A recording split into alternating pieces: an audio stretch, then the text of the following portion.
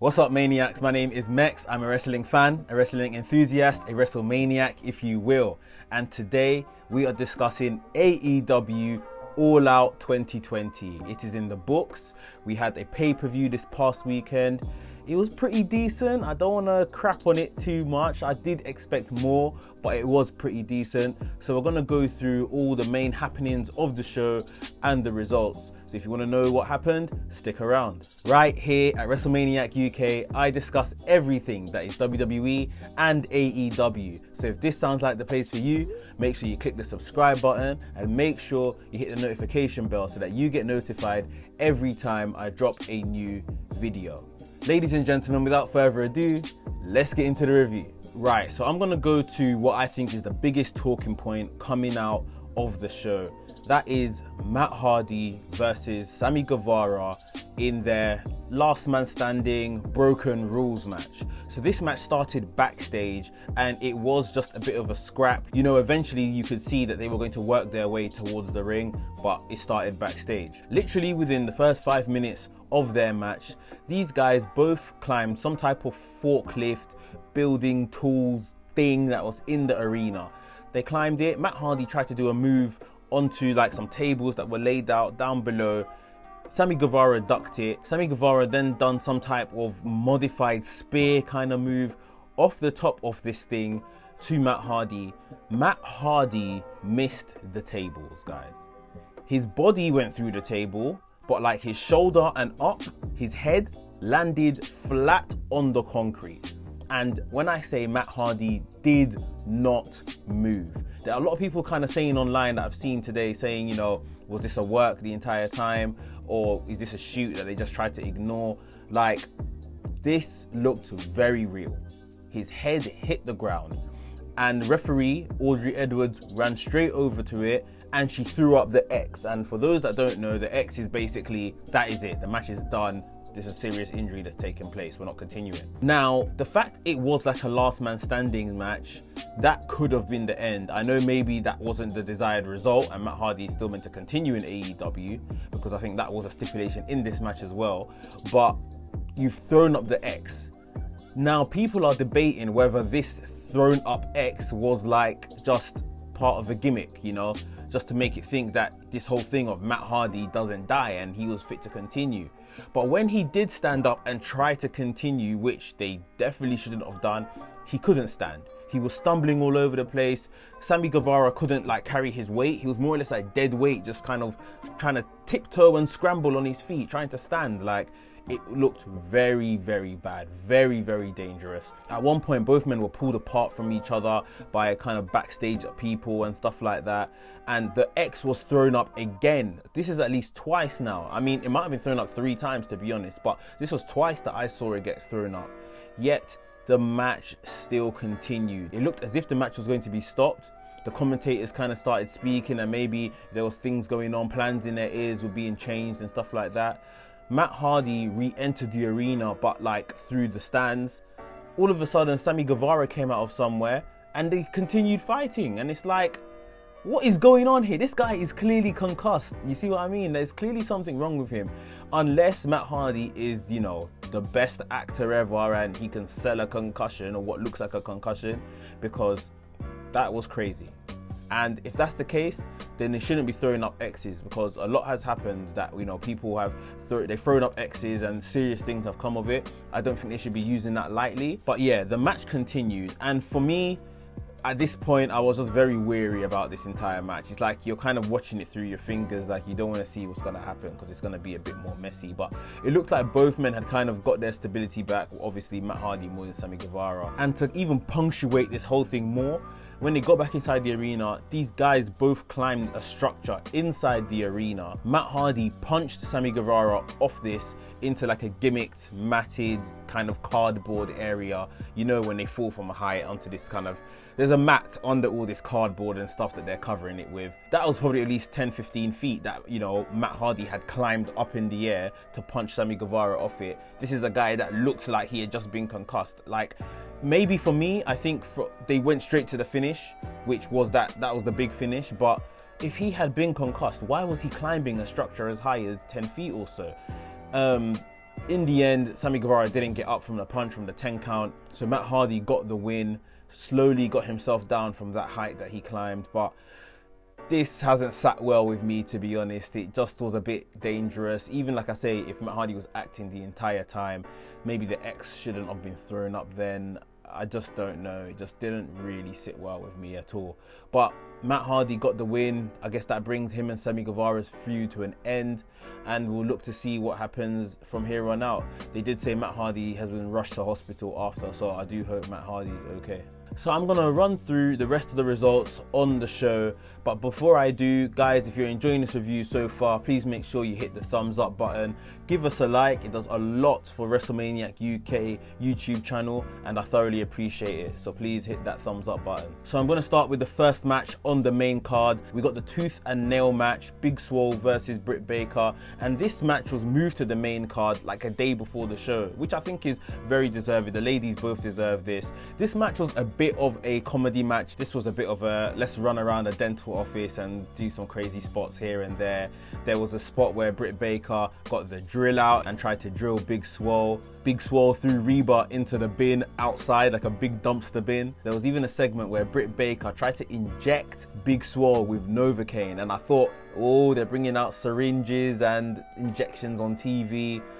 Maybe this is a dangerous move. Maybe they shouldn't be doing this. You know, might be influencing people. I don't know. I never had a problem with it, but you know, you just have to be careful these days. Like, you can get in trouble for anything on TV. So they did this spot anyway. However, Big Swole reversed it and actually put the injection into Britt Baker. Britt Baker began to get all woozy. Big Swole then looked to put some type of anesthetic gas over Britt Baker, so she basically fell asleep. And that was pretty much the end of the match. The referee lifted Britt Baker's arm. She dropped it, no response. So Big Swole gets the win here. Like I said, a bit of a comedy match, just a bit of fun, but I think it's an important win for Big Swole. Probably won't hurt Britt Baker at all, and Big Swole deserves this win for her work in this feud. We had the Young Bucks defeat Jurassic Express, again showing this kind of mean streak to them right now. It was very vicious. The finish saw Jungle Boy take a super kick, not get the 3 on the pin. He took 2 super kicks, still didn't get the pin, and then they done the V-trigger, BTE I think they call it, and then they finally put away Jungle Boy. So kind of leaving Jungle Boy strong there, but Young Bucks got the win, which I think was fairly obvious. We all assumed that would be the case. Next up, we had the 21-man Casino Battle Royale, and this was a Battle Royale. There's not much to say about this. One of the spots that I'm sure he would want to forget, Matt Sydal made his AEW debut, formerly known as Evan Bourne in WWE, for those of you that remember.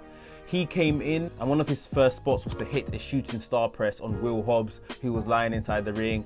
Matt Sydal climbed up to the top rope and slipped and fell flat on his ass into the ring. Looked a bit scary, but he was okay in the end. Not the way you want to make your debut. In the end, the last 2 men in the ring was Eddie Kingston and Lance Archer, and after like a massive choke slam kind of move onto Butcher and Blade on the outside, Lance Archer got the win, just like I predicted. So Lance Archer is going to get a title shot for the AEW title somewhere down the road. We had Hikaru Shida defeat Thunder Rosa for the AEW Women's Championship. Really solid match. I think in the last 2 matches we've seen Thunder Rosa, last week on Dynamite and then tonight, she has been very, very impressive. And with all of the reported troubles NWA are having with putting on shows and continuing their programming, maybe Thunder Rosa needs to become an AEW talent. Drop the title back or just hold the NW title in the meantime, but we need to see her more frequently on AEW because she probably will go some way to lifting that division. But I was quite happy that Shida's retained, and I hope that now Shida can really get involved in some type of feud with the AEW female talent. In what I think was a surprise result for the night, Dustin Rhodes, QT Marshall, Scorpio Sky and Matt Cardona defeated the Dark Order. Now, just when you think they're going to build up the Dark Order to be like some monster faction, they lose here. For what reason exactly, I'm not too sure. I don't know. But one thing being said, the loss was pretty much a protected one. Brody Lee done all the hard work. He basically put away Dustin Rhodes in the middle of the ring, tagged in Colt Cabana so Colt Cabana can get his wins up like he has been doing in these tag matches. Colt Cabana went for a moonsault off the top rope for I don't know what reason, missed the moonsault. Dustin Rhodes rolled him up and got the win. After the match, Brody Lee was absolutely furious with Colt Cabana. Like, he has never shown this side of himself to Colt Cabana, so it's going to be really interesting to see where those two's relationship goes from here.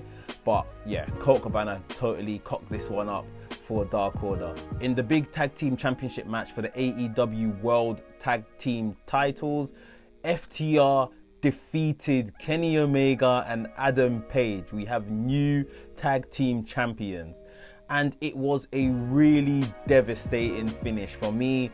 Like, I thought that everything was coming together with Omega and Page as the match went on. They were just about to do their finisher. Adam Page missed with his lariat, but then he held Cash Wheeler. Kenny Omega went for the V-trigger. Cash Wheeler got out of the way. He hit Adam Page so flush with the V-trigger. Adam Page was basically dead for the rest of the match. Like, it was so upsetting. And from there, the FTR boys basically hit a couple of pile drivers on Adam Page to ensure the win, got rid of Kenny Omega out of the ring, put the pin on Adam Page, and there you have it, new tag team champions. I think this is the result everyone kind of predicted, but the match just did seem like it was taking a natural turn and Kenny Omega and Adam Page are going to retain. So not too much of a surprise here, but the way that it was done was really good. I think FTR have really deserved these championships. They've had a long, hard road the last couple of years, not even from when they got to AEW. Before that, their time in WWE, trying to get out of WWE, it's been a difficult time for them. They are one of the best tag teams on the planet. So this is like validation for everything they've gone through, everything they've been trying to do. And I'm hoping they have a really good reign as champions. Kenny Omega and Adam Page, by the way, 7.5 months as champions. They have been brilliant as well. But where we're going with their story now, it looked like Omega was going to do a hard turn. I'm going to call it a hard turn on Adam Page after the match. He didn't do anything in terms of beating him up or anything like that, but he's definitely turned against Adam Page. You know, you can see from his actions after the match, it's done. I'm done with Adam Page. He walked backstage and told the Young Bucks that he's out of here, come, let's go, I'm off, sort of thing. He literally got in a car and drove off straight away. Like, Kenny Omega is fired up and he's just done with Adam Page, which I thought was a bit harsh because if anything, this was Kenny Omega's fault. They didn't get the win here. But that is it. I think I've wanted it for a long time anyway. Omega and Page are no more, hopefully, and I hope they both now make strides towards the main event scene. In what was being called the co-main event, we got the Mimosa Mayhem match, Chris Jericho versus Orange Cassidy.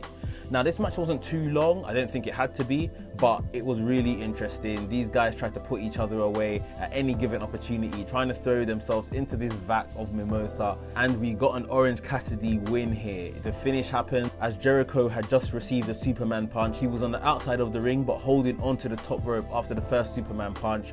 Orange Cassidy really gassed himself up. Orange Cassidy bounced off the ropes and came back with another Superman punch. I think he's calling it the Orange Punch, and just knocked Chris Jericho. Chris Jericho went flying back comedically, dumped into this vat of mimosa. The whole splash went out and got everybody ringside. I saw everyone like cleaning themselves off. And yeah, we got that visual of Chris Jericho in the mimosa vat like we all assumed we would, with his little cry face, looking so upset with himself that he had lost this match. And Orange Cassidy has really shown that, you know, he can bring the fight. He's more than just this lazy sloth wrestler. I think this has done a lot for Orange Cassidy. I'm not talking maybe main event, world title right now, but someone I would definitely like to see within the TNT Championship picture very soon. Last but not least, we had the main event, Jon Moxley versus MJF for the World Championship. And as predicted, MJF was unfortunate in his attempt. Jon Moxley got the win, and I do think this isn't over just because of how the finish happened. So Wardlow got up on the apron and was distracting the referee and was trying to throw MJF the Diamond Dynamite ring. MJF didn't catch it first time, but found it after crawling around on the floor. As he was crawling around on the floor and picked it up, he looked up to smile at Jon Moxley, but they all kind of clocked right there and then that the referee is not looking. Jon Moxley laid him out with the paradigm shift that had been banned from this match, but obviously the referee didn't see it. and got the pin over MJF. So that is basically why I think this feud isn't done. You know, he put him out illegally, I guess. MJF is going to come back and complain that, yeah, you put me out with a move that was banned from the match. Yes, the referee didn't see it, but, you know, I deserve a rematch or something like that. I'm sure that's going to happen. But yeah, Jon Moxley is still the champion. But I am looking forward to Moxley versus Lance Archer whenever we do get it. I don't know if you guys saw it, but we got a glimpse of this in New Japan for the United States Championship in New Japan. So I want to see these two go at it. Two big guys that just like brawling. So guys, that was my review of AEW All Out 2020. Like I said, I did feel it was a bit underwhelming. Like the thing with Matt Hardy definitely didn't sit right with me. I did think the show was a bit long, like especially in the last couple of months where we've been getting 2-hour, 3-hour shows from WWE in terms of pay-per-views. This was the best part of 4 hours plus. Like it was pretty long. Especially if you're including the buy-in as well. So yeah, I did think it was a bit long and maybe that made it a bit difficult to watch. But yeah, they done well. I can't wait to see what happens on Dynamite this week, the fallout from the show. And yeah, I want you guys to all look out for, hopefully this week, I'm gonna upload a video 1 year of AEW. I'm going to be covering All Out 2019 to All Out 2020. That is 1 year, and AEW have done a terrific job in just launching this business and really going head to head with some of the bigger players in this industry. So I totally commend them for it. You can't get every show right. Tonight they did get it right in a lot of places and maybe not so much in others, but 1 year in the business, they've been absolutely brilliant. So yeah, look out for my 1 year review of AEW on my channel in the next week. Guys, if you enjoyed this review, please make sure you give us a thumbs up, and if you're new here, welcome. Please consider subscribing and hit the notification bell so that you get notified every time I drop a new video. WrestleManiac UK signing out, and I'll see you soon.